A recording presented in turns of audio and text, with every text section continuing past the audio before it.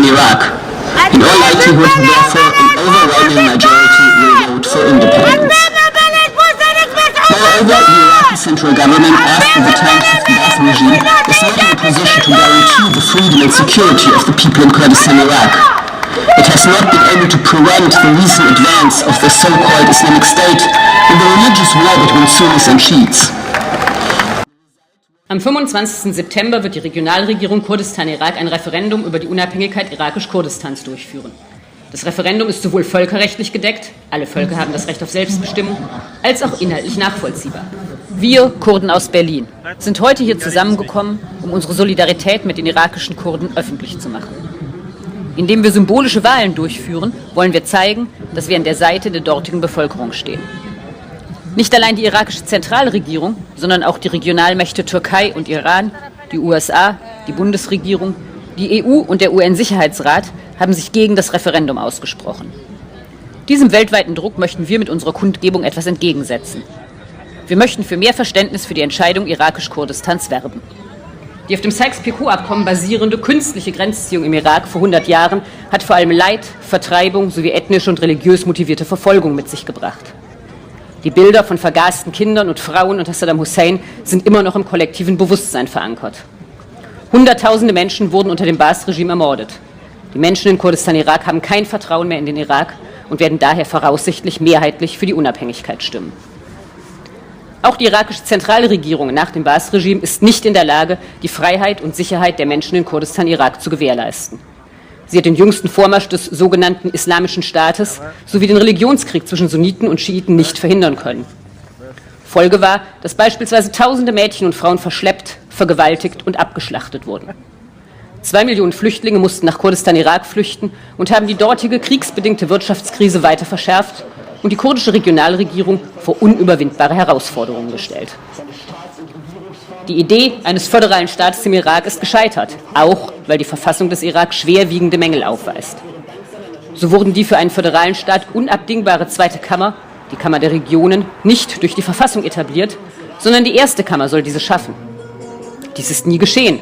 Die schiitisch dominierte erste Kammer hat keinerlei Bereitschaft, ihre Macht durch die Schaffung einer zweiten Kammer mit anderen Gruppen innerhalb des Irak zu teilen. Auch das ebenfalls in der Verfassung vorgesehene Verfassungsgericht, unverzichtbar für die Lösung von Konflikten zwischen Zentral- und Regionen, existiert bis heute nicht. Kein Wunder, dass die Konflikte zwischen Bagdad und Erbil stetig gewachsen sind, ohne dass Lösungsmechanismen in Sicht sind. Die irakische Zentralregierung kommt weiteren Verpflichtungen aus der Verfassung nicht nach. Beispielsweise sieht Artikel 140 ein Referendum zum Status von Kirkuk vor. Dennoch wird der Artikel nicht implementiert. Kurdistan zustehende Gebiete aus dem Haushalt in Bagdad sind seit Jahren nicht mehr nach Erbil überwiesen worden. Und die kurdische Regionalregierung ist deshalb nicht in der Lage, die Gehälter der Staatsbediensteten auszuzahlen und notwendige Investitionen zu tätigen. Die Arbeitslosigkeit ist rasant angestiegen. Darüber hinaus haben die Kurden im Ersten und Zweiten Golfkrieg sowie im Kampf gegen die Terrormiliz IS viele Opfer erbracht und sich als zuverlässige Partner der zivilisierten Welt bewährt. In den letzten Jahrzehnten haben sie ein politisches Modell entwickelt, das unterschiedlichen Volks- und Religionsgruppen sowie Frauen und Männern die Gleichbehandlung zusichert. Als souveräner Staat würde Kurdistan weiterhin einen erheblichen Beitrag zu Frieden und Stabilität in der Region leisten und eng mit dem Irak zusammenarbeiten. Vor diesem Hintergrund sehen die Menschen in Kurdistan-Irak keine Alternative dazu, als von ihrem Selbstbestimmungsrecht Gebrauch zu machen. Das Selbstbestimmungsrecht der Völker gemäß Artikel 1.2 der UN-Charta ist eines der Grundrechte des Völkerrechts. Demnach kann ein Volk frei über seinen politischen Status, seine Staats- und Regierungsform und seine wirtschaftliche, soziale und kulturelle Entwicklung entscheiden. Kurdistan-Irak wäre dank seiner natürlichen Ressourcen im Fall der Staatsgründung lebensfähig. Wir fordern die Zentralregierung des Irak, die Nachbarstaaten Kurdistans, die ständigen Mitglieder des UN-Sicherheitsrates, die Bundesrepublik Deutschland, die Europäische Union und die Vereinten Nationen auf, den Ausgang des Referendums anzuerkennen und das völkerrechtlich verankerte Recht der Menschen in irakisch-Kurdistan auf einen eigenen Staat zu respektieren.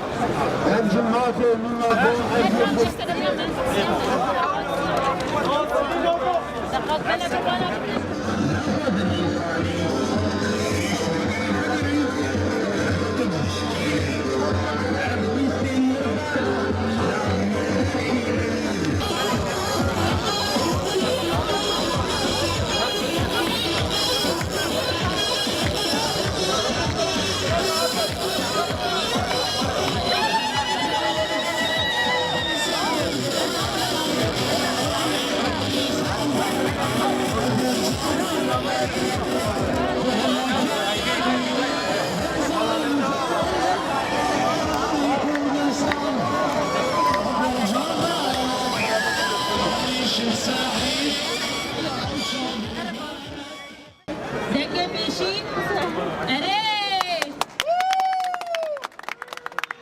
دو آجی اره سیاجی اره چاراجی اره پنجاجی اره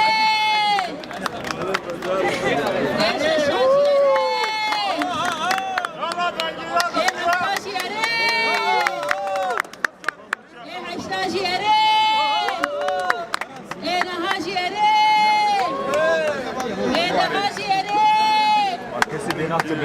ازداجی بله دوازداجی بله